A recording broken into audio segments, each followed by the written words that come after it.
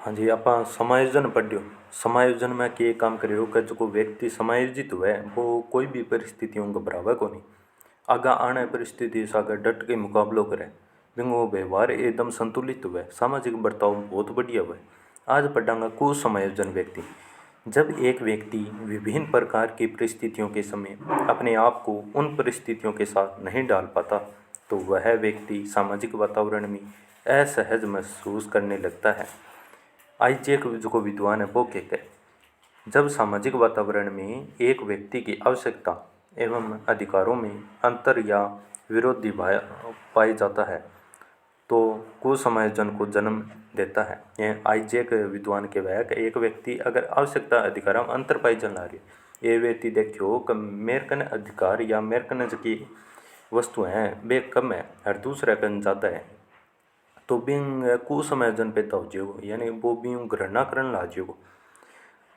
अब देखो, सामाजिक वातावरण में एक व्यक्ति के सामने तनाव, दबाव, बगनासा, दुश्चिंता, द्वंद्व आदि पैदा होते रहते हैं जो व्यक्ति को कुसमायोजन की ओर ले जाते हैं। ये याद रखना है, तनाव, दबाव, बगनासा, दुश्चिंता, द्वंद्व, यानी कि ये कारक है नहीं, ये कुसमायोजन की तरफ ले जाए। एक कारक है कि अंग देखो थे तनाव, टेंशन के है। जब कोई व्यक्ति अपने कार्यों को सही समय पर नहीं कर पाता तथा उस कार्य के समय या दिन के नज़दीक आने पर व्यक्ति में उस कार्य को लेकर तनाव पैदा होने लगता है। तनाव से क्रोध पैदा होता है, क्रोध कार्यों को बिगाड़ देता है। यानी आप देखियो, एक कोई भी टाबर तैयारी करना आ रही है, भी तैयारी के दौरान ये है कभी वो सिलेबस कंप्लीट को नहीं हो, सिलेबस कंप्लीट को नहीं हो पहला बन ध्यान को दियो, लेकिन सागे मौका वो देखियो जब बी कने एडमिट कार्ड रे आने की सूचना होगी कि फलाने दिन तेरो एग्ज़ाम है, तो बिंग अब तनाव पैदा हो गयो, टेंशन होने लगी कि मैं सिलेबस कंप्लीट को नहीं हो, के करूँगा के ना करूँगा, तो भी वो कार्य बिगड़े ही बिगड़े। अगला दबाव, स्ट्रेस। जब एक व्यक्ति अपने कार्य के परिणाम को लेकर सोचता है कि मेरा मान सम्मान कहीं कम ना हो जाए, तो ऐसी स्थिति में वह व्यक्ति सामाजिक वातावरण से प्राप्त होने वाले दबाव को महसूस करता है। यह भी दो प्रकार का होता है। दो प्रकार को किसो किसो हुआ है कि एक तुझको सफलता की तरफ ले जाओ, दूसरो असफलता की तरफ। जब एक व्यक्ति दबाव के कारण सफलता के प्रयास बढ़ा देता है तो सकारात्मक दबाव कहलाता है, और यदि व्यक्ति दबाव को बर्दाश्त नहीं कर पाता जिससे उसका ध्यान केंद्रित नहीं हो पाता तो नकारात्मक दबाव या डिस्ट्रेस होता है। इससे परिणाम सही नहीं आते। यानी कि आप देखो, हाँ कई बार समाज में कई ऐसा व्यक्ति व नकारात्मक इंसान मिल जाए अपन, वे क्या कहना रहते तो की कोनी बिगड़े है की कोनी वैर यहाँ कर प्राणी वो नकारात्मक बर्ताव कर जाए अपना सके। अगला बगनासा, कुंठा।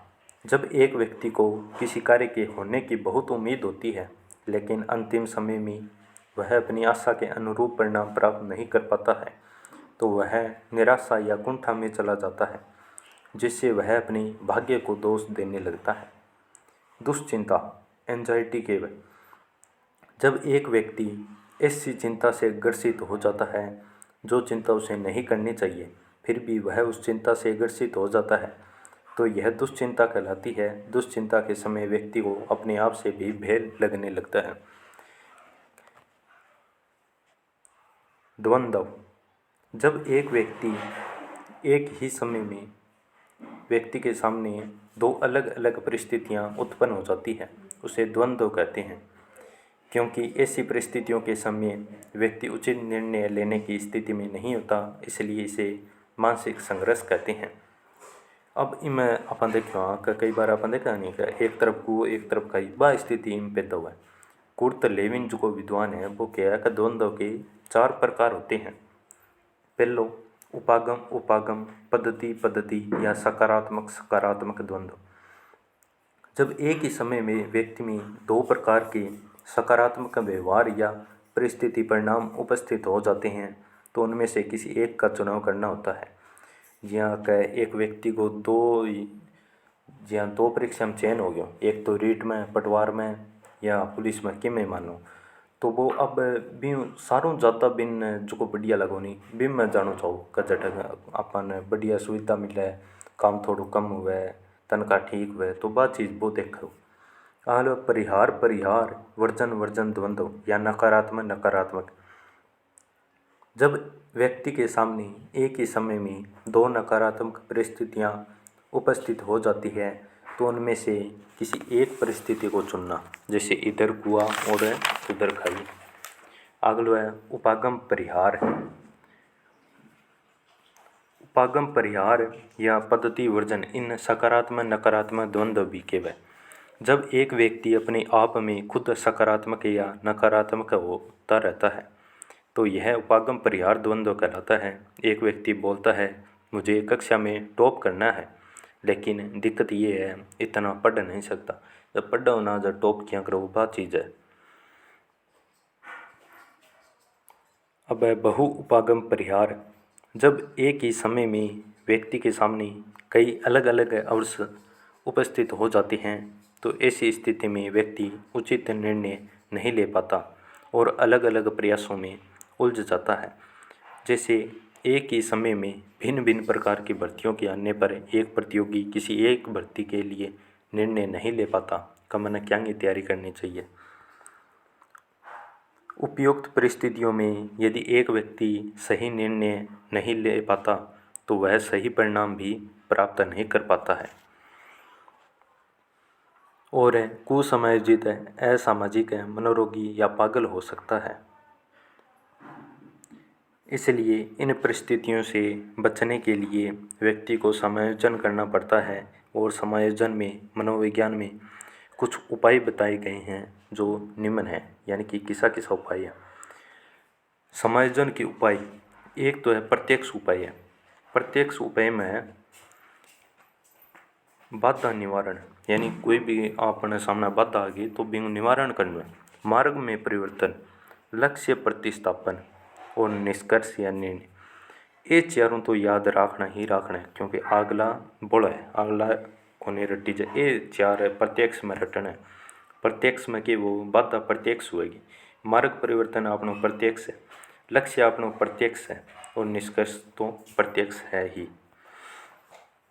अप्रत्यक्ष उपाय कौन कौन सा है? दमन है, समन है, आश्रित होना, नकारना, दिवास्वपन, मनोरचन जो प्रतिक्रिया निर्माण है, शोधन, मार्गांतरीकरण, विवेकीकरण है, प्रत्यावर्तन यानी प्रतिगमन है और प्रतिआगमन, पलायन, पृथक्करण है, जखन विस्थापन है, औचित्य स्थापन जो युक्तिकरण है, प्रक्षेपण, उदात्तीकरण है, तादात्मीकरण है, आत्मीकरण, अंत्यारोपण और समझौतावादी। ये सारा अप्रत्यक्ष उपाय। अगला आक्रामक उपाय प्रत्यक्ष और अप्रत्यक्ष हुआ, सतीपूरक प्रत्यक्ष और अप्रत्यक्ष हुआ। बाधा निवारण उपाय के का जब एक व्यक्ति को लगता है उसके कार्य में कोई बाधा आ रही है तो वह इस उपाय को काम में लेता है। जैसे छोटे बालक को नज़र से बचाने के लिए उसके माथे पर काला टिक्का लगाना, हाथा पगा में काला धागा पिरा देना, नजरिया पिरा देना, तो ये चीज़ है नहीं बाधा निवारण है। कहीं पर थोड़ा सो या माहौल ठीक रहे, निजर ना लगेगा।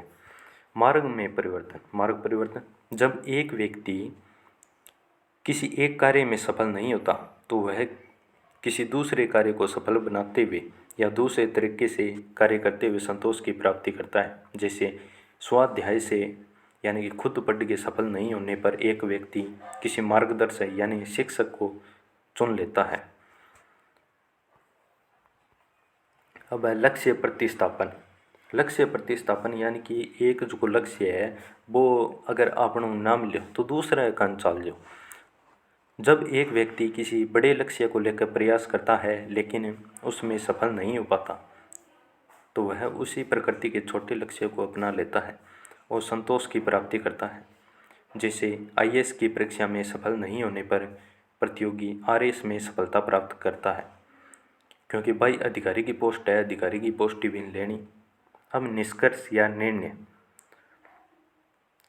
जब व्यक्ति द्वंद्व की स्थिति में होता है तो वह किसी एक परिस्थिति के लिए निर्णय लेता है।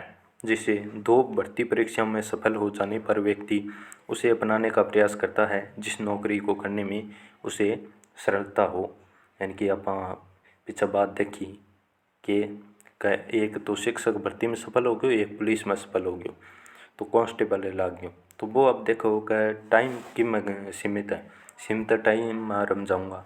पुलिस में यहाँ हुआ है कि कई बार रात ने भी बुला लिया, 24 घंटा भी लगा दिया, लेकिन शिक्षक भर्ती में आ चीज़ को नहीं हुआ।